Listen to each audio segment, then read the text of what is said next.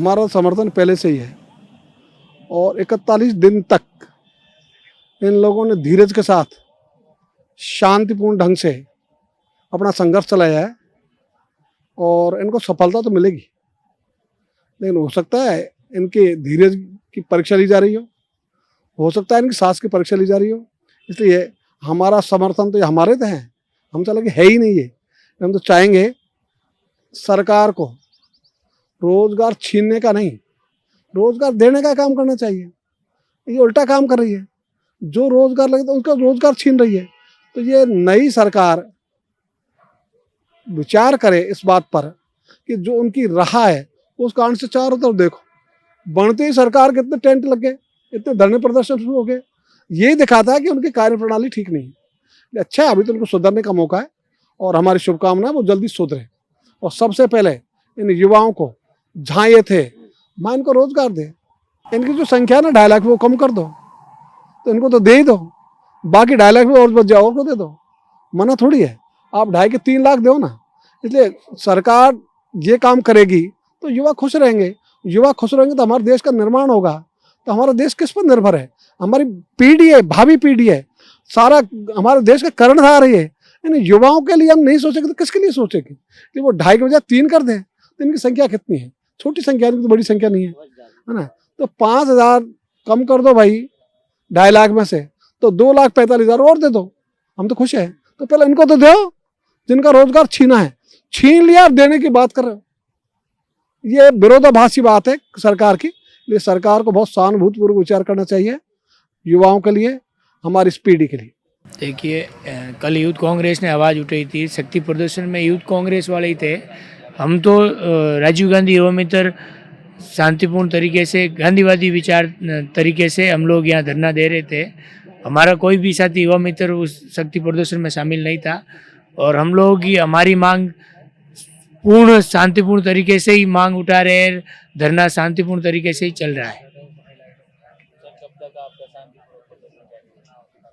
चलता रहेगा। देख, हमारे परीक्षा चल रही है, परीक्षा में देखो सरकार रिजल्ट निकालती है, जब तक हम लोग शांतिपूर्ण तरीके से बैठे रहेंगे।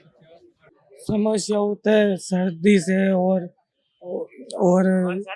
हमारे साथी की तबीयत भी खराब हो गई। जब तक हमारी मांग पूरी नहीं होती है तब तक यहाँ पर धरने पर है।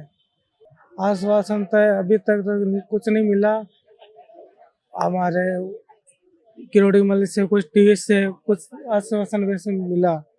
देखिए, आज हमारे धरने को 40वां दिन है, लेकिन सरकार अभी तक जिसके कानों पर जूं नहीं रेंग रही है और हम भी इंतज़ार कर रहे हैं कि सरकार ज़रूर कुछ सकारात्मक करेगी।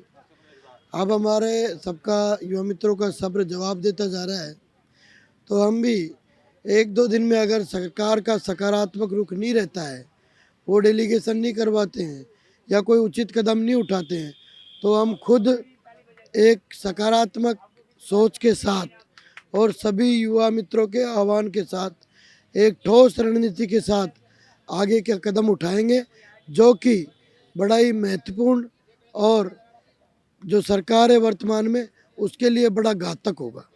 मैं रामचंद्र नायक श्री गंगानगर से।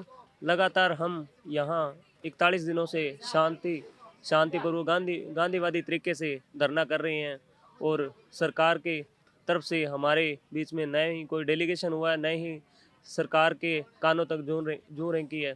तो हम सरकार को ये चेताना चाहेंगे कि ये किसान के पुत्र है, ये जो यहाँ शांति तरीके से धरना दे रहे हैं, तो इनके धैर्य की परीक्षा न ले और इनके बीच में आके वार्ता करें, वरना ये जो किसान के बेटे हैं वो जल्द ही जल्द 1-2 दिनों में अपना जो डिसीजन लेके सड़कों पर निकल गए तो उनके लिए आने वाले टाइम में मुश्किलें खड़ी होने वाली है। तो मैं यही कहना चाहूँगा कि सरकार तुरंत प्रभाव से जो हमें जो रोज़गार छीना था वो हमारा रोज़गार हमें लौटाए और हमें किसी तरीके से मजबूरन होके सरकार के खिलाफ कोई ठोस कदम न उठाना पाए। आज हमारे धरने को 41 दिन हो गए हैं और शांतिपूर्ण तरीके से हमने यहाँ धरना दिया है, लेकिन सरकार शायद अब ये चाहती है कि शांतिपूर्ण ढंग से हम आपकी बात नहीं सुनेंगे। तो हम भी सरकार को ये चेतावनी देना चाहते हैं कि जल्द ही हम ऐसा कुछ करेंगे जो आपकी खुद के लिए घातक साबित होगा हम एक किसान के बेटे हैं, आप हमारी परीक्षा ना लें और पुनः हमें बहाल करें। मेरा नाम रेखा है। मैं टोंक डिस्ट्रिक्ट से हूँ। टोंक डिस्ट्रिक्ट के उनियारा ब्लॉक से। आज 41 दिन हो गए हमारे धरने को, लेकिन सरकार के कानों में अब तक कोई जू नहीं रेंग रही है। उन्होंने मतलब युवाओं का अब तक कुछ भी मतलब यहाँ पे आके सरकार का ऐसा कोई भी नुमाइंदा यहाँ नहीं है जो मतलब इन युवाओं की बात सुने। तो सरकार से यही कहना चाहते हैं कि अब इन युवाओं के धैर्य की परीक्षा ना ले और इनकी बातों को जल्द से जल्द सुने और हमें बहाल किया जाए।